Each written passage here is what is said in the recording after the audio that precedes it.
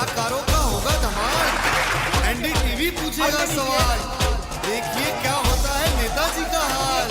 आपके शहर में आ गया है एनडीटीवी इलेक्शन कार्निवल।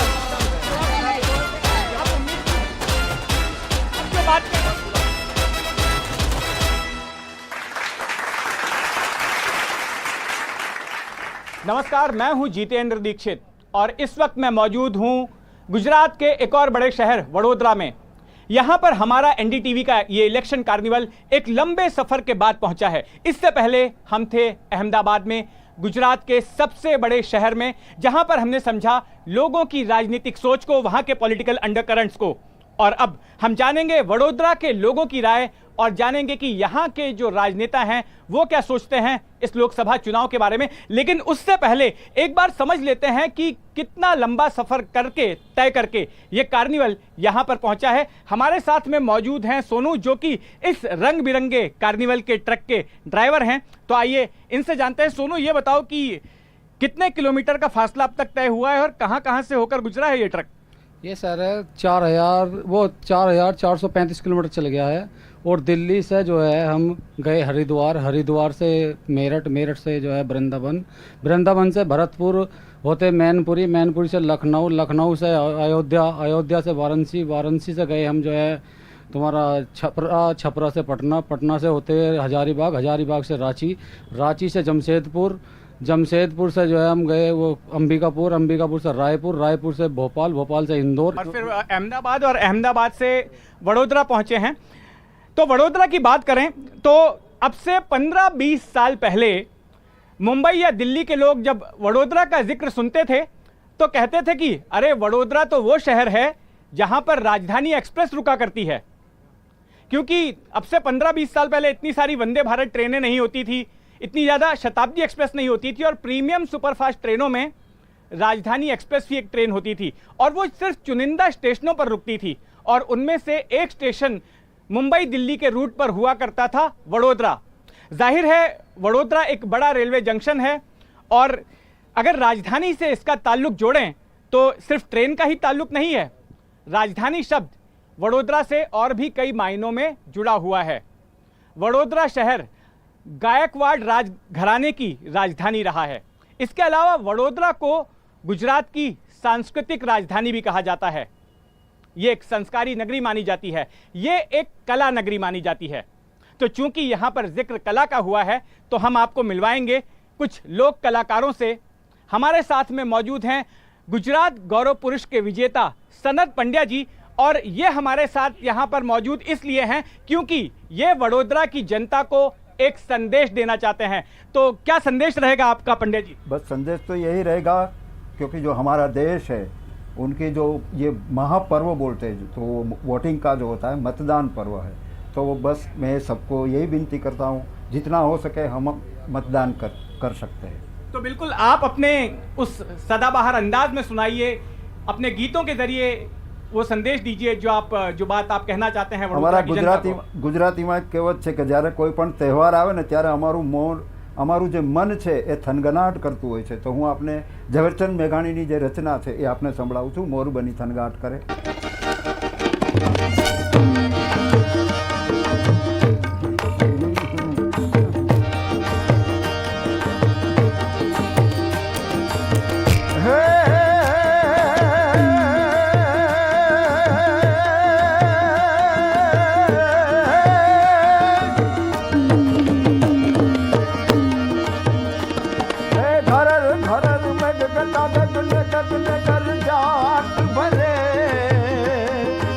घुमर कर जाट भरे नवकान भारतन सिम झुले नदियों जोरन बाहर मुने नवदिन कपोत निपात फूले रात बुलावे गाइने मैदान इतने गतने सुबात करे घुमरी घुमरी घुमराई ने पागा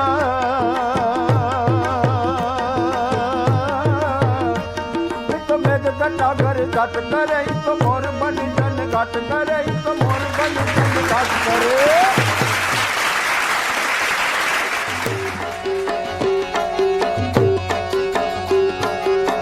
अपना मलक मायाळु मानवी, अपना मलक मायाळु मानवी, माया मेलिने वया, माया मेलिने वया, माया मेलिने वया, जा तुम्हारा मेहरबान हालो ने अपना मलक मां, ए हालो हालो ने अपना मलक मां, ओ अपना मलक मायाळु मानवी, अपना मलक मायाळु मानवी, माया मेलिने वया, माया मेलिने वया, माया मेलिने वया, जा तुम्हारा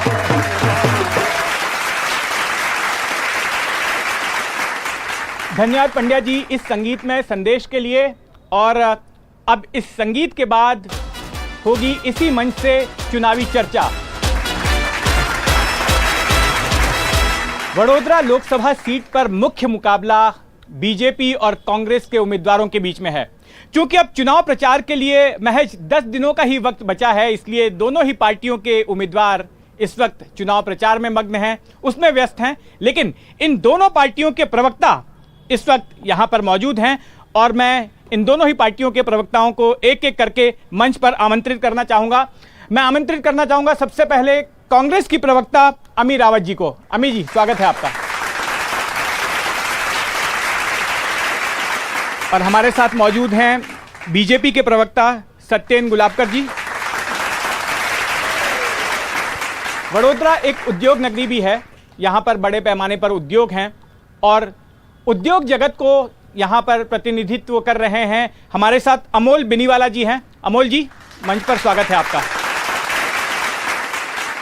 तो चर्चा की शुरुआत करते हैं। सबसे पहले मंच पर हमारे जो तमाम मेहमान मौजूद हैं उनसे हम संक्षिप्त बात करेंगे।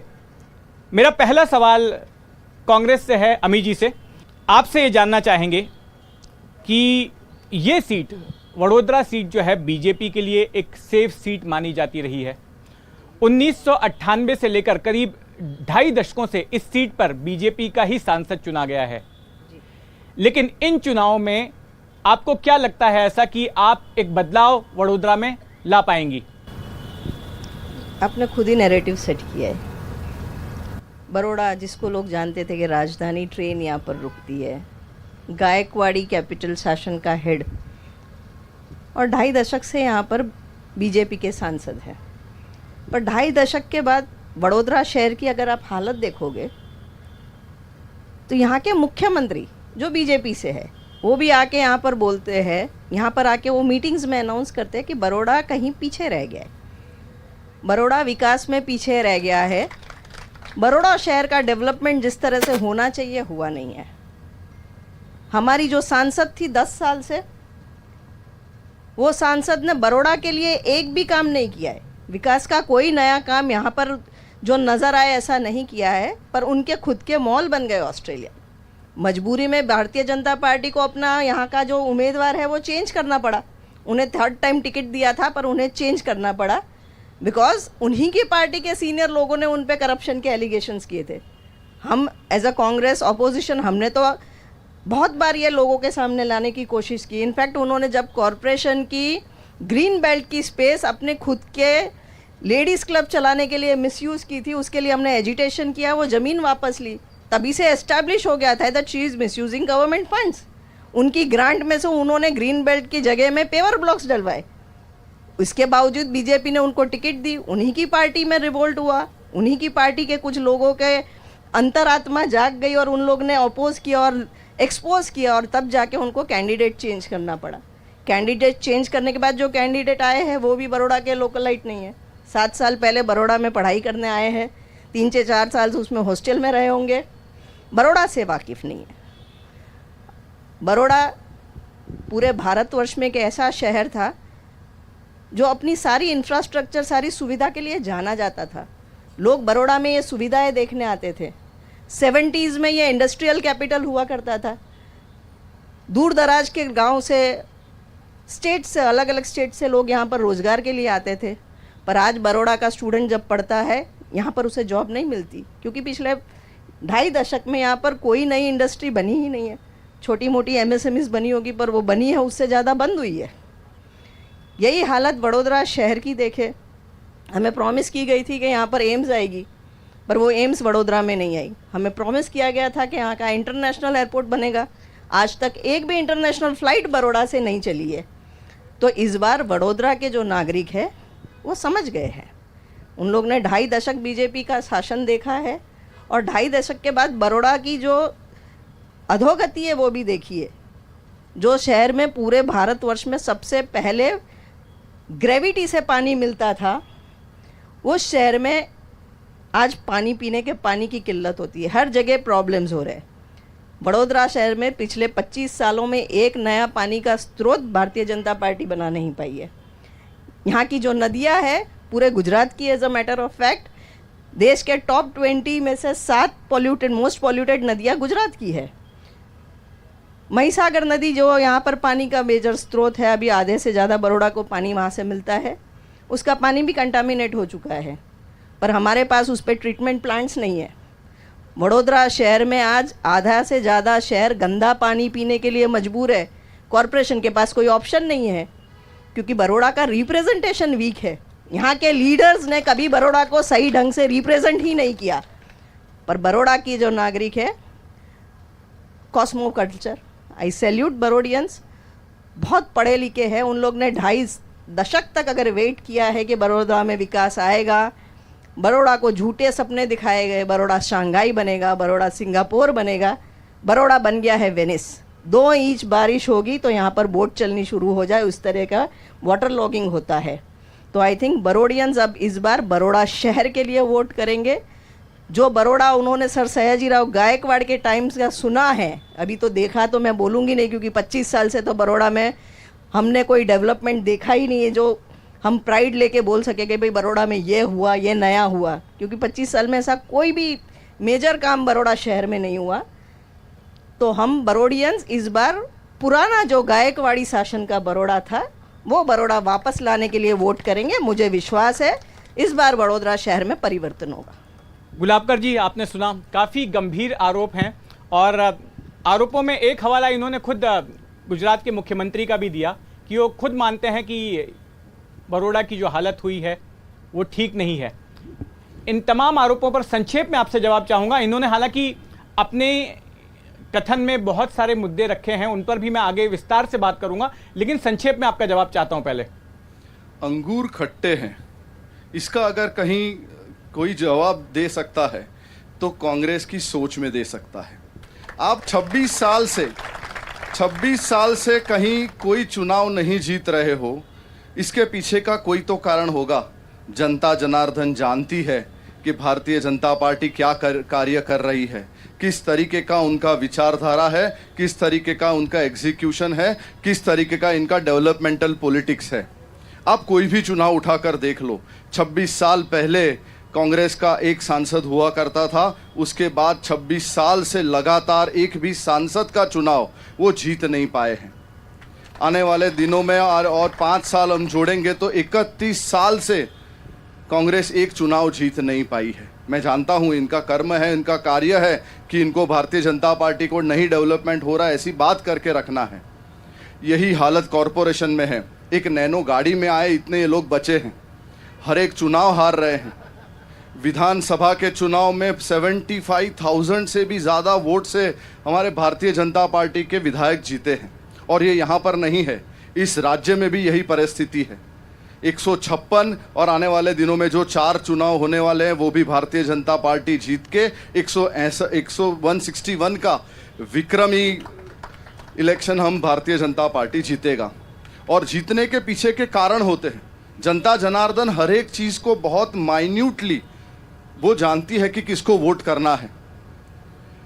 2 लोगों के मेंबर ऑफ पार्लियामेंट से शुरू होकर आज 303 लोगों का सांसद में हमारा प्रतिनिधित्व है। 1280 MLAs अगर कोई रिप्रेजेंट करता है तो वो भारतीय जनता पार्टी रिप्रेजेंट करता है। और ये यहाँ का नहीं है, पूरे भारत का डेटा मैं आपको दे रहा हूँ। भारत की जनता जानती है कि किसको वोट करना है, कौन देश हित के लिए काम कर रहा है, कौन डेवलपमेंटल पॉलिटिक्स लेकर आया है, किसकी वजह से पूरे विश्व में साख बढ़ी है, कहाँ कहाँ पर कार्य हुए हैं। ऐसे अनेकों अनेक डेटा मैं आपके माध्यम से अब दूंगा।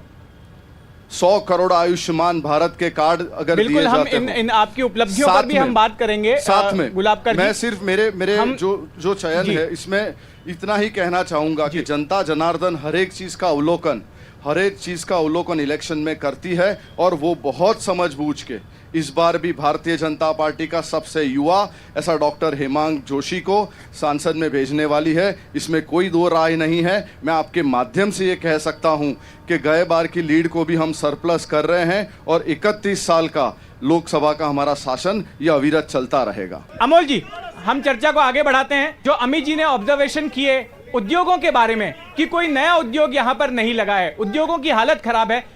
आप उद्योग जगत को इस मंच पर रिप्रेजेंट कर रहे हैं, आपका उद्योग जगत को लेकर क्या ऑब्जर्वेशन है? क्या आप सहमत हैं जो ऑब्जर्वेशन अमित जी का है, कांग्रेस की प्रवक्ता का यहां पर जो ऑब्जर्वेशन है? मुझे यहाँ आकर 5 साल हुए हैं sir,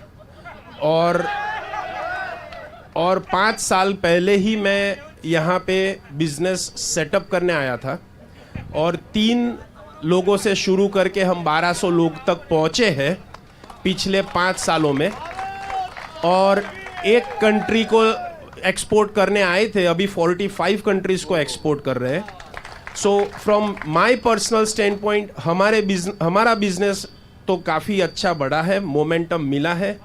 rest of the business world on end of, it's like ECG report on end of हो सकता है। NDTV इंडिया पर यह गर्मा गर्म डिबेट जारी है, कहीं मत जाइए, जल्द ही मिलते हैं एक छोटे से ब्रेक के बाद।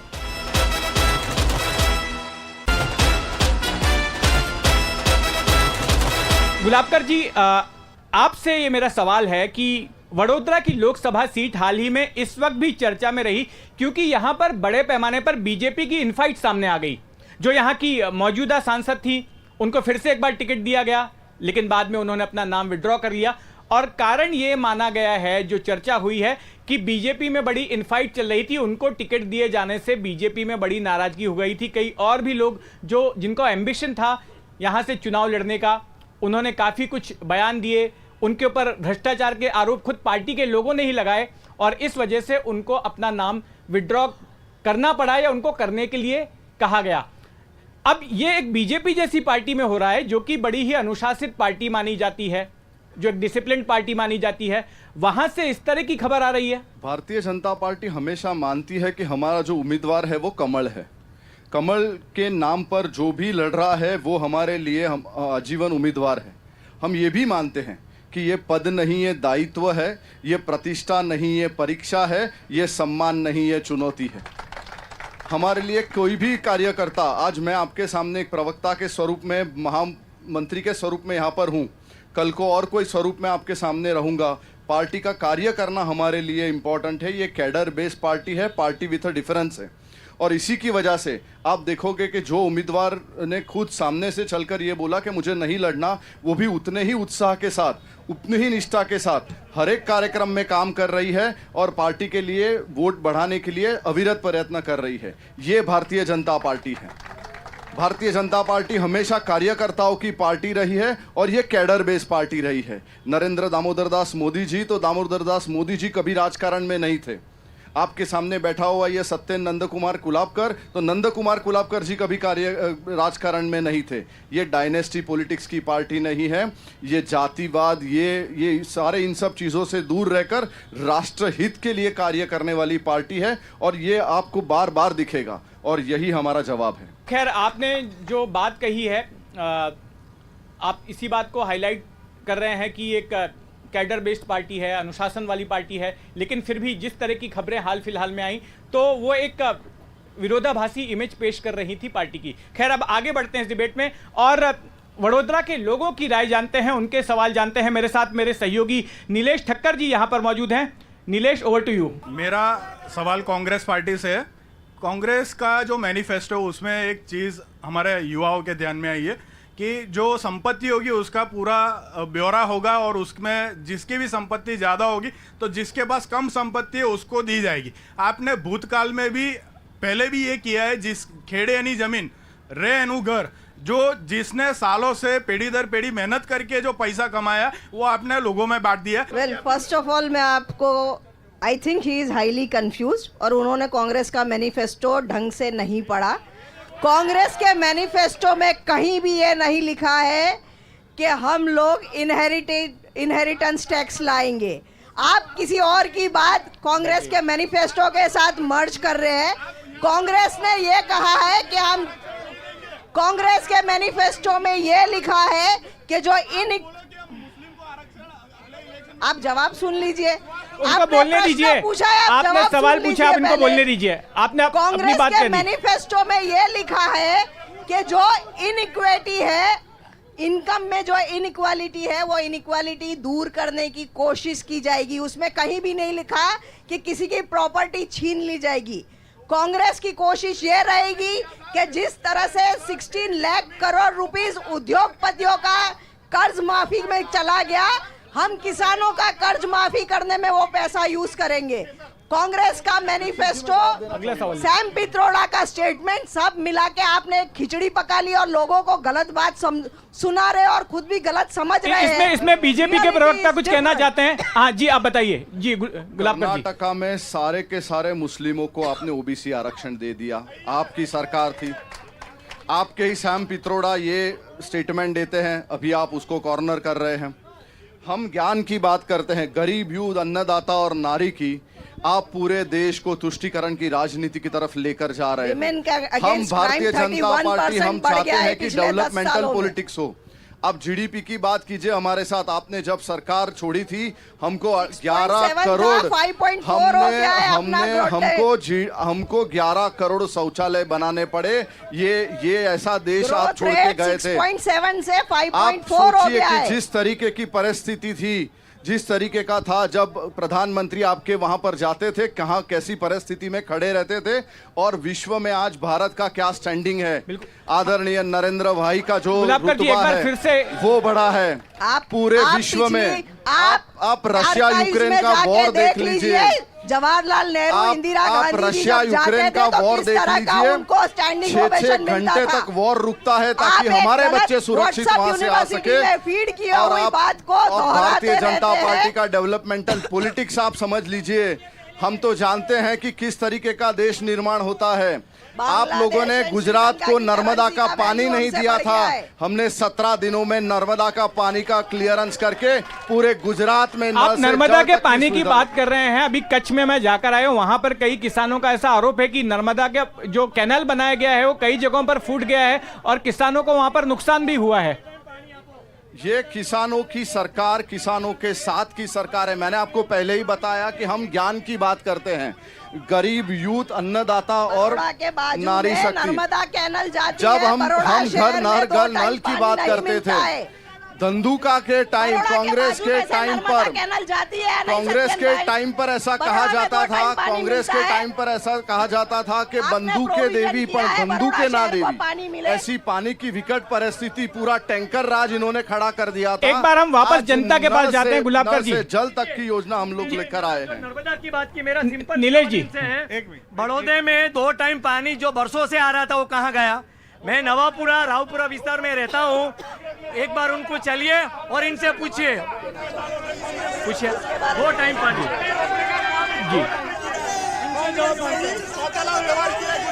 जी पहले आप बोलिए। पहले 2 टाइम पानी आता था 40 साल। अभी सत्येंद्र जी से पूछिए पानी कितने टाइम आता है और कितना आता है। सत्येंद्र जी, पानी की बड़ी समस्या है। पानी कोई भी समय में जब गर्मी बढ़ती है तब पानी हमेशा हर एक जगह पर, आप ग्रेविटी की बात करते हो, आप ग्रेविटी की बात करते हो, और बड़ौदा में पानी की कोई समस्या नहीं है। मैं ये आपके नेशनल चैनल पर कह सकता हूँ। भारतीय जनता पार्टी ने जिस तरीके का कार्य किया है, वो नए अमित जी इस पे कुछ कहना चाहती हैं? हाँ, कार्य किया है। आप देखिए 1 रैंक 1 पेंशन। सत्येंद्र जी, मैं आपसे 3 सवाल पूछना चाहूंगा। नहीं, आप एंकर जी से पूछिए। एंकर जी मुझे पूछेंगे है कि नहीं। बेन, आप पानी की बात करते हो, आप पानी की बात करते हो, हम डेवलपमेंट की बात करते हैं। नया स्रोत बना है। हम हमेशा ये मानते हैं कि वहाँ पर कांग्रेस ने, अगर इतनी समस्या होती है तो कांग्रेस ने कितने आंदोलन किए, आपने कितने आंदोलन किए, आप कितनी बार रिप्रेजेंट करने के लिए पहुंचे, आपने कभी मेरा एक सवाल है बहन को कि अगर इतनी समस्या है तो इन्होंने कितनी बार आंदोलन किए, क्यों रास्ते पर नहीं आते? क्योंकि समस्या है नहीं, समस्या न होने की वजह से, समस्या न होने की वजह से कांग्रेस। एनडीटीवी इंडिया का इलेक्शन कार्निवल जारी है। मिलते हैं बस एक छोटे से ब्रेक के बाद।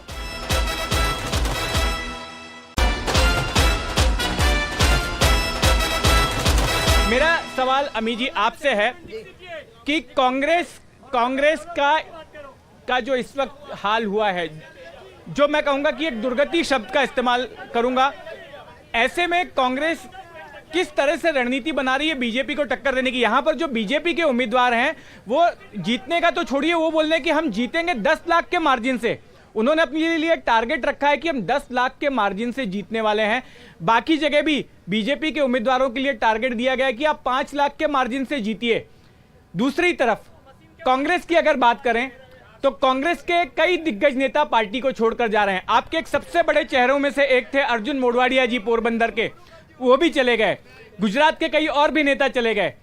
देश के अलग अलग राज्यों की बात करें तो वहां से भी कांग्रेस के नेताओं का पलायन हुआ। तो ऐसी स्थिति में क्या आपको लगता है कि आप बीजेपी के इस जगरनॉट का मुकाबला कर पाएंगी? आपको क्या लगता है इंडिया गठबंधन क्यों बना? पूरे देश में जो भय का माहौल है, जो कॉन्स्टिट्यूशनल इंस्टीट्यूशंस है, उसका मिसयूज हो रहा है। जिस तरह से ईडी का मिसयूज हो रहा है, पुलिस का मिसयूज हो रहा है, उसकी वजह से डर के लोग मजबूरी में भारतीय जनता पार्टी में ज्वाइन होने के लिए मजबूर हो रहे हैं। उनको या तो डर है या तो लोभ लालच है, पर बेसिकली कॉन्स्टिट्यूशन को तोड़ा मरोड़ा जा रहा है। लोगों का जो इंडिया गठबंधन बना है इसी फोर्सेस से लड़ने के लिए बना है। हम तो अंग्रेजों के सामने लड़े थे, अभी ये फोर्सेस के सामने लड़ने आए हैं। जो लोग ने एक भय की राजनीति पूरे देश में फैला के रखी है, पूरे देश में लोगों सत्यन जी बिल्कुल ये सवाल बिल्कुल उठ रहा है आपकी पार्टी के ऊपर कि ईडी सीबीआई जैसी केंद्रीय एजेंसियों का मिसयूज हो रहा है। दूसरी बात ये कि जिनको बीजेपी के दिग्गज नेता, प्रधानमंत्री, गृह मंत्री, जिनको कि भ्रष्ट बताया करते थे, जिनको चोर कहा करते थे, आज ऐसे नेताओं को ही पार्टी में ले लिया गया है। बात रही इनके ईडी और सीबीआई की, इनका करप्शन की तो क्या बात करें। जब इनकी सरकार थी, मेरे जैसे सामान्य कार्यकर्ताओं को समझ में ना आए, इतने सारे मिंडो का करप्शन इन लोगों ने किया। 2G हो, 3G हो, जीजा जी हो, सारे लगे हुए हैं, सारे लगे हुए हैं। ये तो व्हाट अबाउट ही हो गई सत्यन जी। नेशनल हेराल्ड का करप्शन, कर दिया आप 2G स्कैम का करप्शन, भारतीय जनता पार्टी ने 5G करके दिखाया। 5G में एक एलिगेशन नहीं।